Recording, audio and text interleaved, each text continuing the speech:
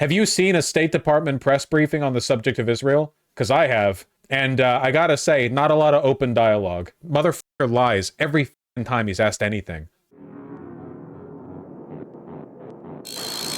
It looks like the ceasefire has finally gone through with Hamas and Israel. I covered this extensively yesterday, but it is the same ceasefire that Biden proposed back in May. Israel didn't take it because they wanted to kill more Arab babies. Trump's envoy looks like he was able to secure the passing of this ceasefire, even though Israel denied it previously. I don't know whether it's actually going to go through or whether or not Israel is going to follow it. This is not the first ceasefire Israel has agreed to that they would have just, like, tossed away. Like, I'm sure they're probably going to end up breaking it. The whole point here was for the Trump administration to get an easy spite win over the Democrats on day one, which they succeeded on. You know, this makes Biden look terrible. So, of course, on this administration's way out, we have a press briefing that got a little bit spicy. The names of those who had been arbitrarily detained and unfairly held hostage, unjustly held hostage, and bringing them home, returning them to their families, returning them to their loved ones. Finally, I just wanted to share this morning. Get your hands off me. Get your hands off me. Get your hands off me. Answer a damn question. I look forward to answering questions in a few minutes. You know about Israel's nuclear weapons. Everybody from the ICJ. I was sitting here quietly, and now I'm being manhandled by 2 or 3 people. You pontificate about a free press. You pontificate about a free press. You are hurting me. You are hurting me. You are hurting me. They, in the middle of this briefing, removed The names of those who have been arbitrarily detained, Sam Husseini. unjustly held hostage, and bringing them home, returning them. It looks like he wasn't doing anything. If there's some, like, other information I'm unaware of, Get your hands off me. it looks like they just removed him because they knew. Get your hands off me.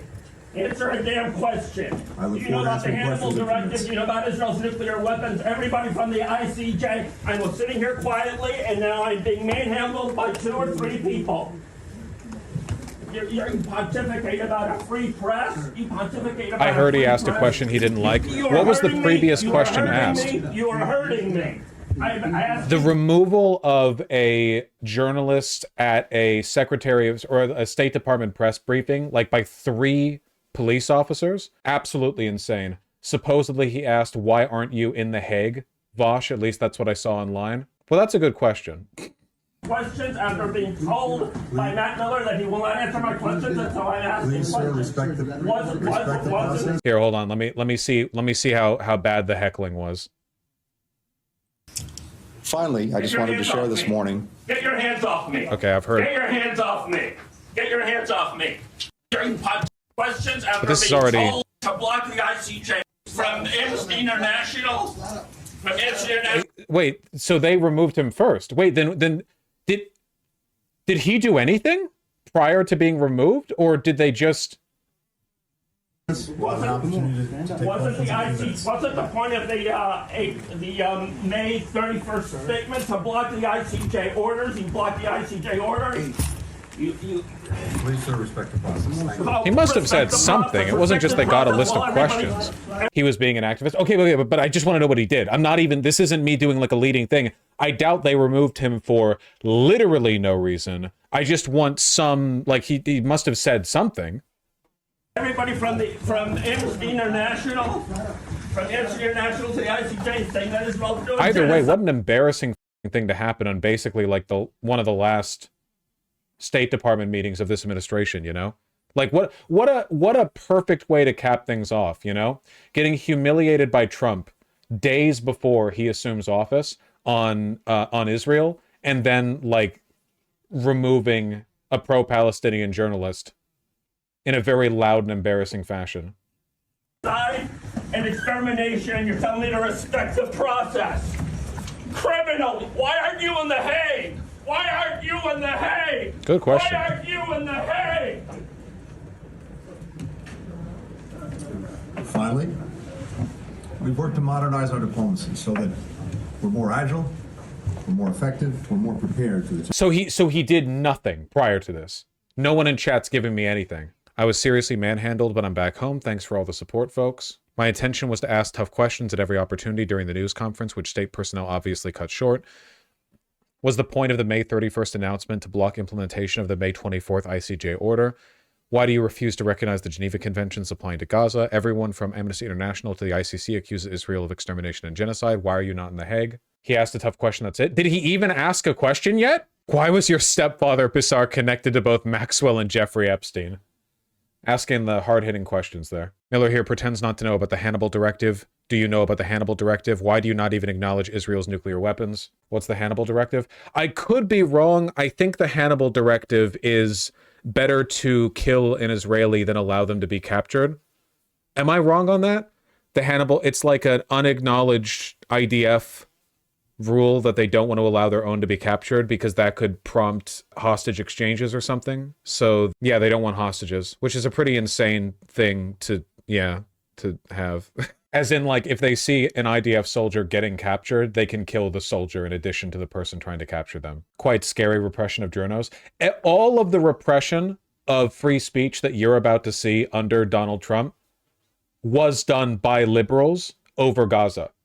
The crackdown on student protesters, the lockstep of legacy media to defend Israel and lie on their behalf, the suppression of internal state documents from the Department of State, the firing of people, the expulsion of people with contradictory messages, the silencing of internal dissent, all of this, everything you're about to see under Trump, or at least a lot of it, happened here. Here's Miller playing dumb about the Hannibal Directive. Yeah, of course, because they'll never say anything bad about Israel. And then up next, you have the Max Blumenthal, the Max Blumenthal bit, which I did see. 300 reporters in Gaza were on the receiving end of your bombs. Why did you keep the bombs flowing when we had a deal in May? We all knew we had a deal. Everyone in this room knows we had a deal, Tony, and you kept the bombs flowing. Why did you sacrifice the rules-based order on the mantle of your commitment to Zion? What's the reporter's name? Well, this is Max Blumenthal. I wouldn't call him a reporter. He's fine with dead Arabs as long as they're Syrian refugees or resistance fighters, you know? Why did you allow my friends to be massacred? Why did you allow my friends' homes in Gaza to be destroyed when we had a deal in May? You helped destroy our religion, Judaism, by associating it with fascism. You waved the white flag. For him to say that. Before we'll have the time to take questions at the end. You waved the white flag before Israeli fascism. We'll have the time to take questions at the end. Your father-in-law was an Israel lobbyist. Your grandfather was an Israel lobbyist. Are you compromised by Israel? Why did you allow the Holocaust of our time to happen? How does it feel to have your legacy be genocide? How does it feel to have your legacy be genocide? You too, Matt. You smirk through the whole thing every day. You smirk through a genocide. This is a very This is a very spicy Department of State press briefing. Thank you. Love this man. You shouldn't. This guy's a Hitlerite. He's just for a different Hitler, you know? You know how in fighting games you have different colors of a fighter? Like you have the fighter and then you can choose their color grade or whatever? Like this is just Hitler A and Hitler B duking it out, basically. What matters is that they had fun. It's the last one. They're all getting their grievances out while they still can. I mean, to be fair, they should, right? Blinken absolutely, like, helped orchestrate a genocide and lied to the public nonstop about it. Yeah. It's just a shame that Max Blumenthal is a Hitlerite himself. He would be fine with it if it was Russian war crimes, right? Yes. Wait, is he Jewish? Max Blumenthal? Yeah, I think so. I still feel like Sam Husseini had to have done something. Like, it just seems insane to me that they would remove him for literally, like, all you're doing is martyring him by removing him for literally no reason. I'm just curious. I'm not saying whatever he did would have warranted removing him in the way that they did. I just want to know what he did. You know? Mediaite article said he was heckling before they removed him. I just want to see it. There have to be clips of it. I mean, I could go and just find the full video and, like, scan through it, but I don't really wanna. I mean, if there was heckling, you'd think somebody would. Rules-based order on the mantle of your commitment to Zionism. Why did you allow my friends to be massacred? That was Max Blumenthal. Even greater appreciation. That's Max Blumenthal again. From the ICJ, I was sitting here quietly. That's his removal. The names of those who have been arbitrarily detained. That's his removal. 300 reporters in Gaza. That's Max Blumenthal. I'm gonna lose it, dude. Oh man. Okay. Vosh brother, I am spamming the link with that context. You can't link in YouTube chat. Your messages aren't showing up to anyone. This is the first time I've seen a message from you, Flinfoil. Oh, yeah, there you go. Ultimate linker L. 2659 for the full video.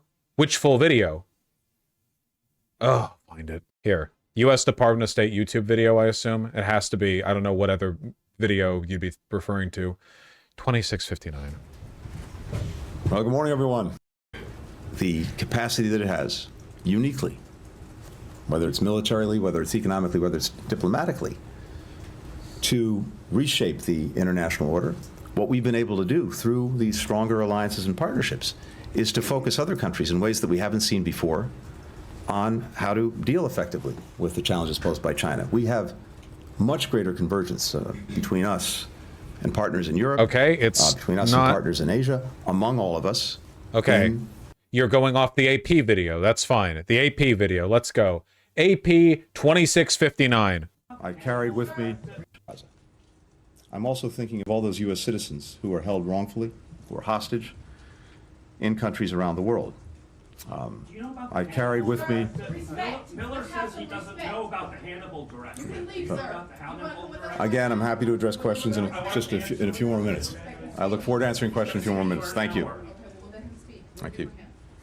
Thank you. Thank you. Let him answer some questions. I look forward to answering questions. Thank you. Instead of making another speech every day. Sir, would you like to be escorted out? Go away. You don't have the responsibility to tell me where to go. Do you want to be escorted out or not? I want Thank to you. answer questions. I look forward to answering questions in a minute. I'm a Thank you. journalist. I'm not a potted plant. Everyone will have an opportunity to ask a question in just a minute. Thank you. Miller So- has explicitly told me he will not answer my Okay, he's being pretty disruptive here. Yeah, he's being pretty disruptive here. That's what I was waiting for. Yeah, okay. It would be one thing if he just blurted out a question early, but yeah, this is definitely like being belligerent beyond.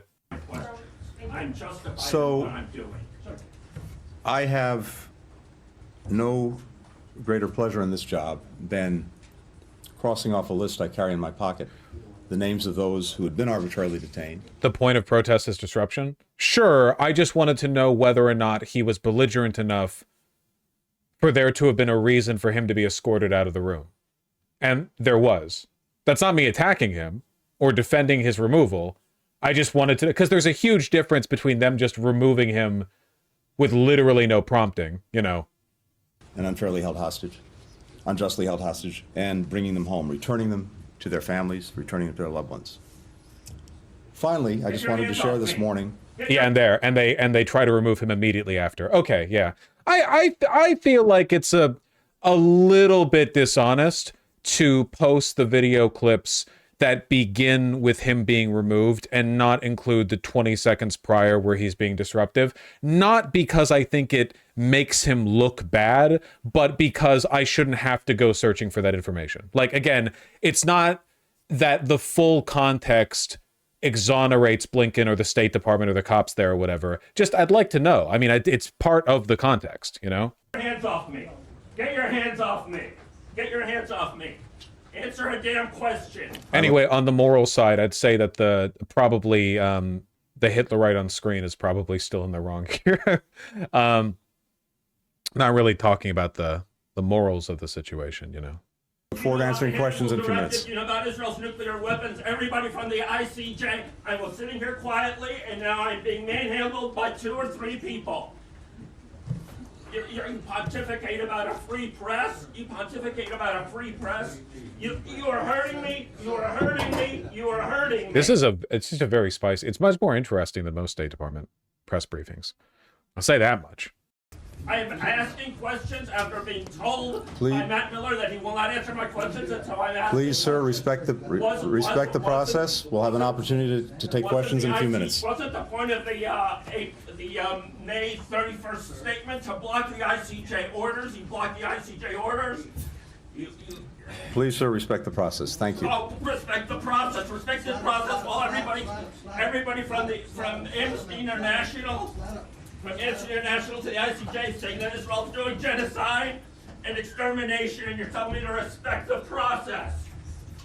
Big props to this guy for yelling loud enough while being literally carried away by cops that he's legible and audible to like the general listener, you know, in the microphone. Like he was able to get his thoughts out, which is pretty good. He literally keeps saying he's going to answer questions. Have you seen Secretary Blinken answer questions before?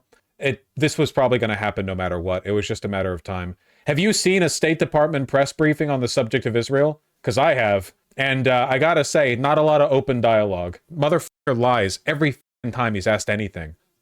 Do you remember that one we watched where after Biden said there was a red line on major military operations in Rafah, one of the journalists was like, there are tanks in the center of Rafah, and the U.S. State Department official they had there at that day answering questions was like, well, I don't know if I'd call that a major military operation or something like that. Like he was literally smirking.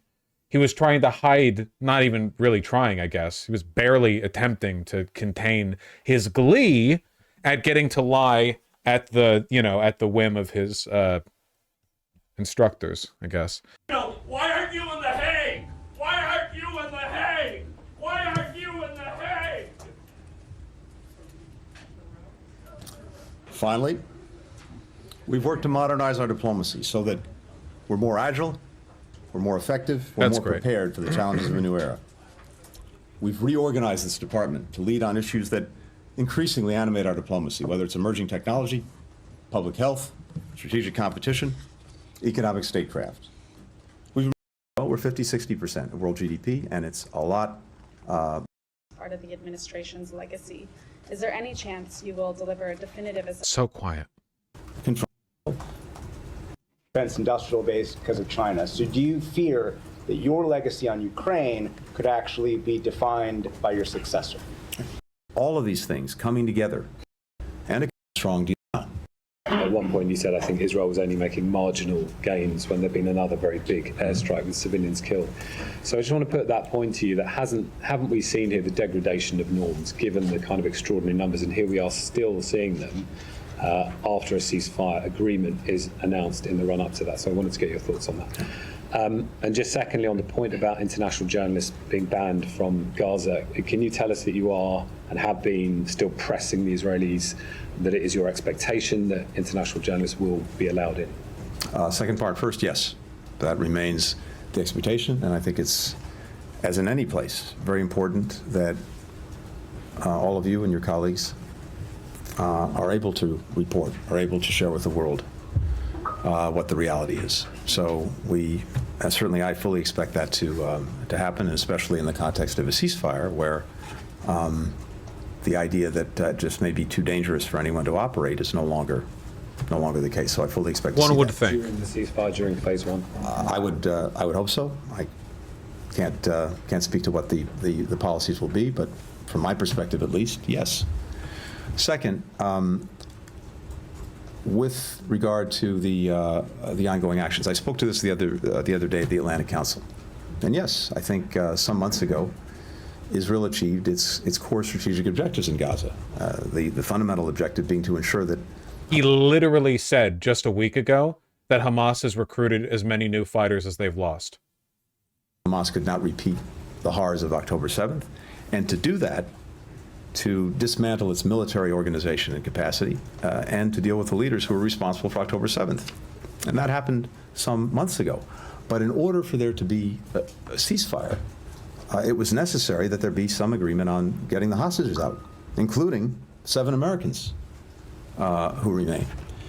And in order to get the ceasefire to be enduring, now that we have an agreement on its first phase, there have to be understandings on what comes after, on a post-conflict plan, one that allows Israel to fully pull out its forces and stay out, one that makes sure that Hamas can't go back in, and one that provides for the necessary governance, security, reconstruction of Gaza. And we've been working every day in parallel on those plans. So now there's an opportunity, finally, to move forward. But as I said to you the other day, I think Israel's perspective on this has been, if they took pressure off of Hamas, it would make it less likely that Hamas would actually finally conclude this agreement. That's the way they see it. And that's the way they proceeded. We've tried to reinforce every day the urgency of actually getting to an agreement so that all of this. Pathetic, man. There is no, like, unironically, if you want to become a tanky, if you want to be so polarized against the United States that you accept any alternative, no matter how much worse it is, just watch State Department press briefings. I'm not joking. From like October 20th and past, just watch, just like take a smattering of them and make sure to keep up like the Al Jazeera feed of that day on your other monitor to see what, like, what's happening while they talk. And it will make you like, you will be very informed, and it will make you a terrible person because your hate will blind you. It really gets the blood boiling.